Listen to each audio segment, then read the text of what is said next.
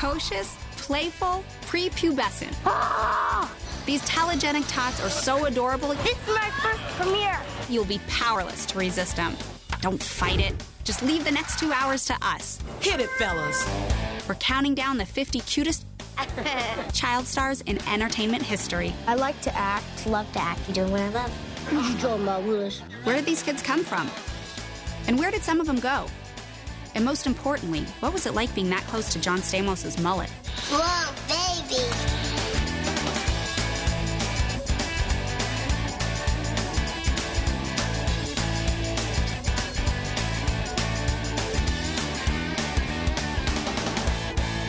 Hello and welcome to the 50 Cutest Child Stars, all grown up. I'm Keisha Knight-Pulliam, the artist formerly known as Rudy Huxtable. And I'm Candace Cameron Bure, or DJ Tanner to fans of Full House. Look at you all grown up. And you're not exactly a teeny bopper these days either. Keisha and I are more than qualified to count down everyone's 50 favorite child stars. Because as kids, we both starred on successful TV shows? That too. I was gonna say because we can both count backwards from 50. All right. And here we go, number 50. You take the good, you take the bad, you take them both, and there you have number 50 on our countdown. In the early 80s, network television got a four-way jolt of girl power in the form of the Facts of Life. Facts of Life taught me everything I knew about puberty. Yeah. It taught me how to take the good and the bad, take them both. And then there you have it. Spoiled rich kid Blair. Star time. Fun-loving Natalie. Look how much you've grown, almost 2 inches. Streetwise Joe. You want to put your money where your muzzle is, Benji? And nosy Tootie. Natalie, what are you doing? What have you got there? You take the good, you take the bad, you take them both, and there you have Tootie. These perky schoolgirls made Eastland a boarding school viewers were happy to attend.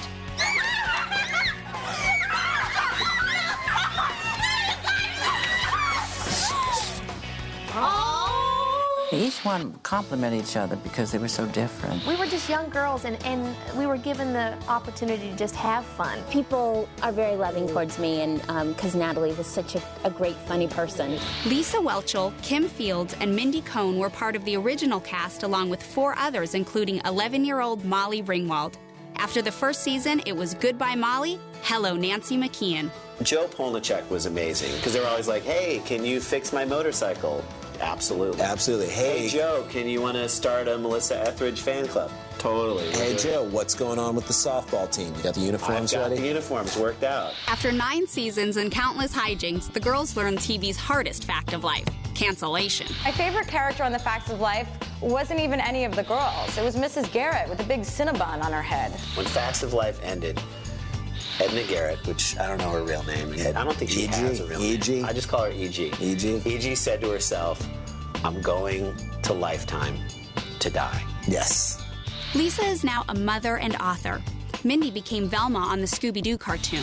Kim segued from Slim Fast ads to living single. And Nancy took a dramatic turn on the female cop show, The Division. But we can look back fondly on a show that broke new ground, not only with realistic portrayals of adolescent life, but also with the brazen use of the name Tootie.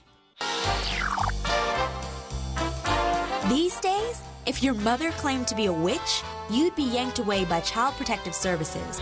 Not so for the 49th Cutest Child Star, Erin Murphy on Bewitched. I loved being on set, and it's one of those weird things where, since I basically grew up there, it just feels comfortable. Erin played little Tabitha, who inherited her mom's genes.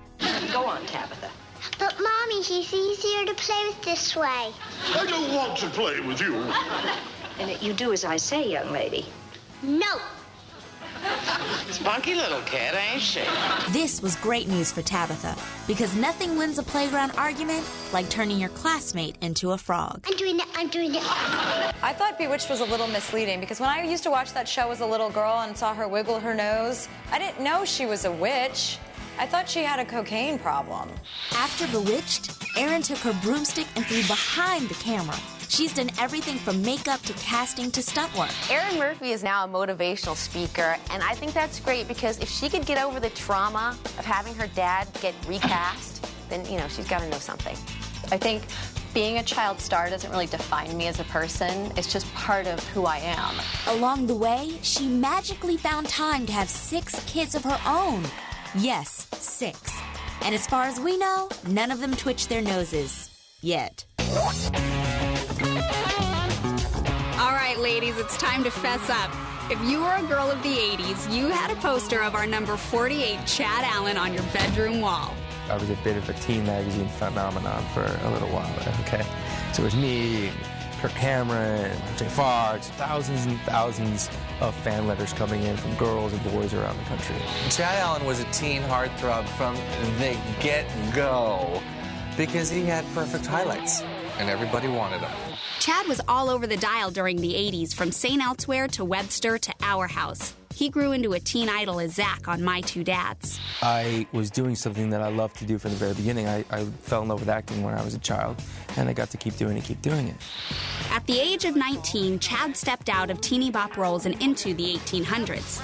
On Dr. Quinn Medicine Woman, Chad demonstrated that he was more than just a pretty face.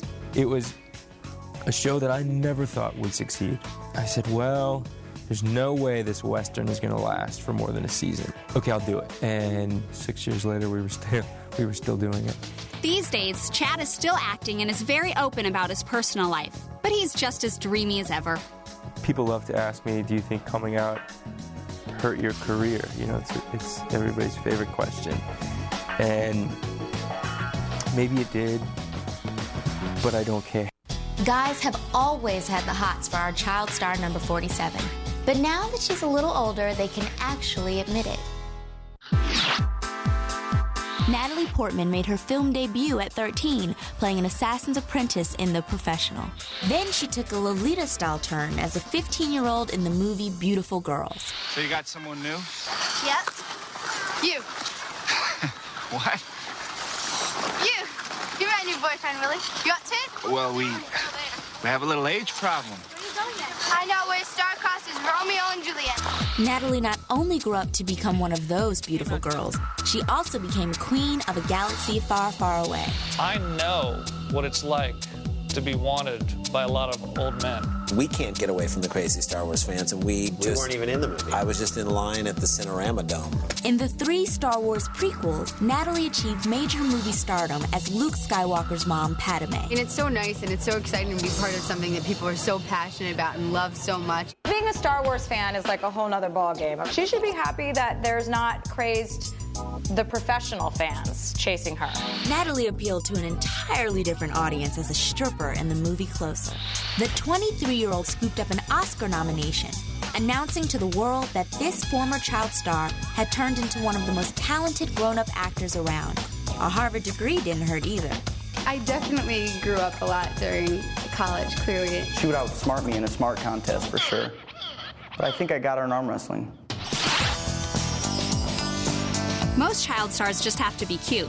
At number 46 on our list, Neil Patrick Harris had to be cute and pronounce complicated medical terms.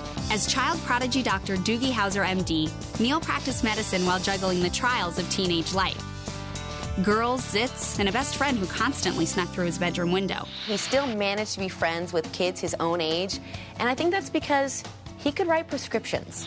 But the Dooger was no shrinking violet. This nerd had lady skills. He even nabbed a cute little babe in the form of the alluring Wanda. How does a genius handle a woman when he's 16? Not only was he a boy genius, but Doogie was also a trendsetter. He ended every episode by preserving his life lessons in his computer journal, effectively creating the first and dorkiest blog in history. He probably was the precursor to email. And I'm going to go so far here and be so bold. He invented the internet. He'd put it in his journal, and then we'd sort of go, as an audience, go, oh, yeah, that's right.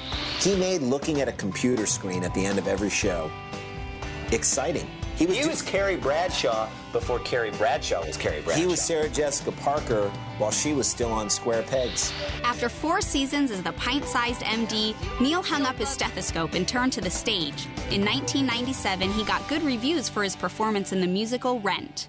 Neil returned to sitcom land in 2005, playing the aggressive, womanizing Barney in the hit show How I Met Your Mother. Neil will sort of always be Doogie. He still looks like Doogie, only stretched out like that. When you're super recognizable for one thing, You need to give a little time, a little aging, a little